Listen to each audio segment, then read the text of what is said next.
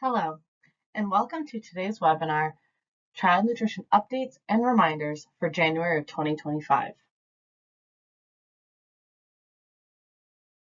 In today's webinar, we're going to look at some reminders and deadlines that we have coming up, any upcoming training opportunities that we have, inventory, food, equipment, and the importance of both. And then at the end, we will have a little time for some Q&A. First reminder that we have is right now the school year 2026 annual order is now open. Orders are due on Friday, February 14th.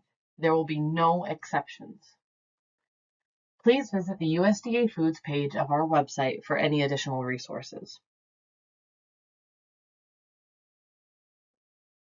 School meals during Ramadan waiver. The Maine Department of Education has received approval from USDA to offer a waiver permitting local program operators to serve non-congregate meals to participants that are fasting for Ramadan. Please see last week's Thursday update for more details and information on how to use this waiver.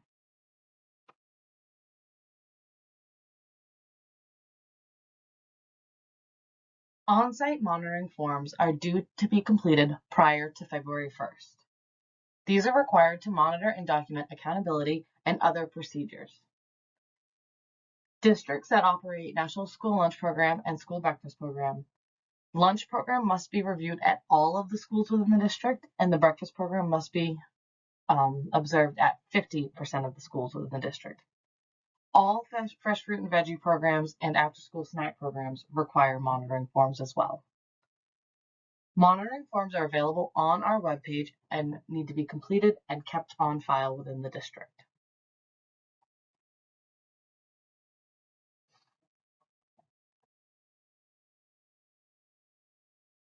We are currently halfway through the school year. Are you and your staff on track to completing your required annual training? Remember, procurement training is now an annual requirement. For training resources, you can visit the Child Nutrition website, and on the left-hand menu, there is an option to click webinars and trainings, and we have an assortment of pre-recorded trainings available to you.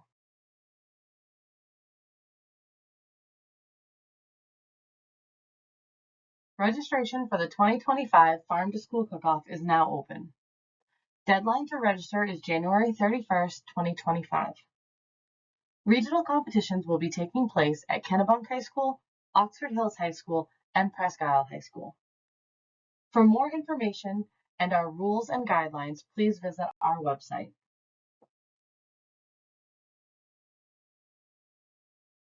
Mark it on your calendar. February 24th, 2025 is our next Child Nutrition Updates and Reminders webinar. We'll be doing a deep dive into community eligibility provision.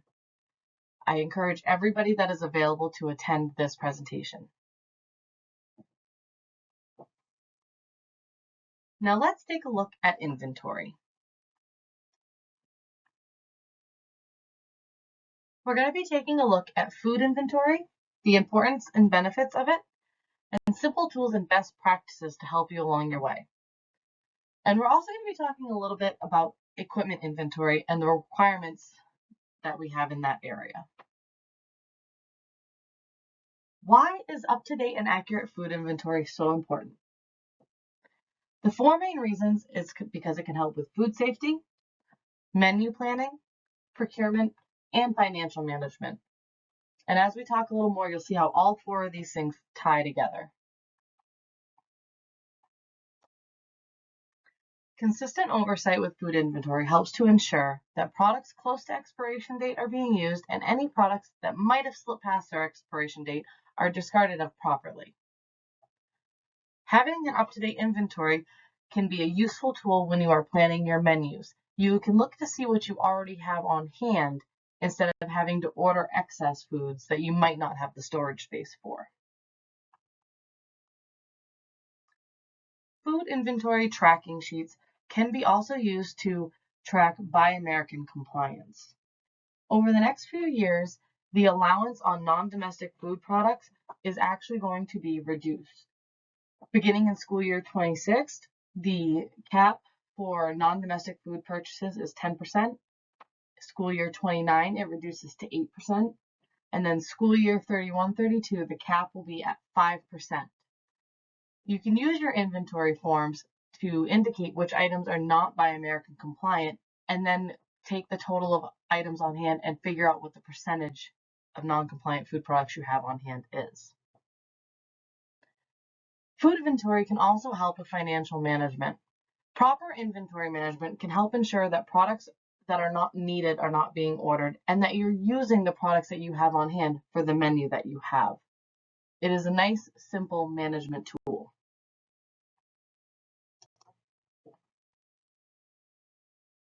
Here I have an example of a very basic sample inventory sheet. The most basic form you can create to maintain inventory only needs a few columns and can be easily set up on Excel or Google Sheets. This is a very simple way of not only keeping track of what you have on hand, but also knowing the dollar amount of the product you have on hand. The first 4 columns of your inventory sheet would be taken directly from your invoices. And then when you go through and do your inventory, you put down how much you have on hand, 3/4 of a case, half a case, 1/3 of a case. And then with a simple formula, the Excel sheet will actually do the math for you of what the dollar value is of the product you have on hand. And it would also be very simple just to add another column in there to indicate if an item is Buy American compliant or not. Now let's talk about equipment inventory. So why should you maintain an equipment inventory? Simply enough, it is a federal regulation. A physical inventory of the property must be completed and the results reconciled with the property records at least once every 2 years. So that we all know what needs to be tracked on equipment inventory, let's look at the definition of equipment together. In accordance with 2 CFR 200.1, equipment means tangible personal property, including information technology systems, having a useful life of more than 1 year and a per unit acquisition cost which equals or exceeds the lesser of the capitalization level established by the non-federal entity for financial statement purposes, or $10,000. See also the definitions included in 2 CFR 200.1 for capital assets, computing devices, general purpose equipment, information technology systems, special purpose equipment, and supplies.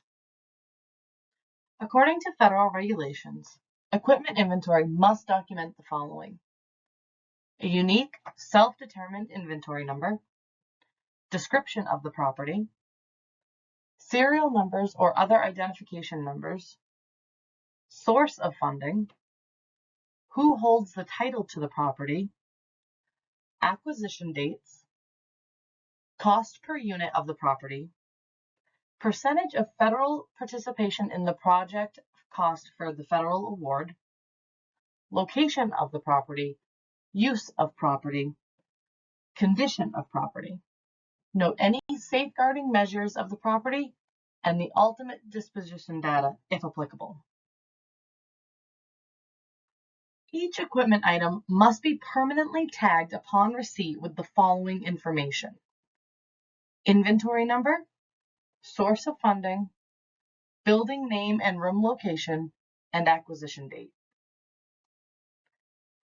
If the item is too small, or if the sub-grantee uses barcodes or a serial number is not available, the following must be documented: inventory number and source of funding.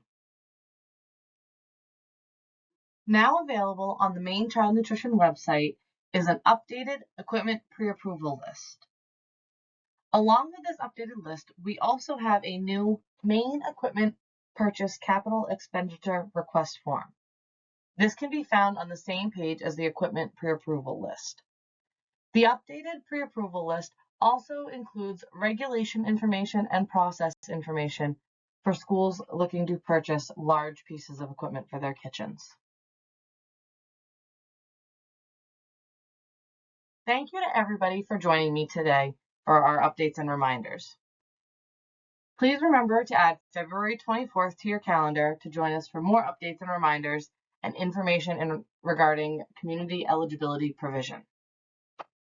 We'll now give it a couple of minutes and then we'll go into some questions and answers. And of course, if at any time you have any questions, feel free to email anybody in our office or give us a call. Thank you very much.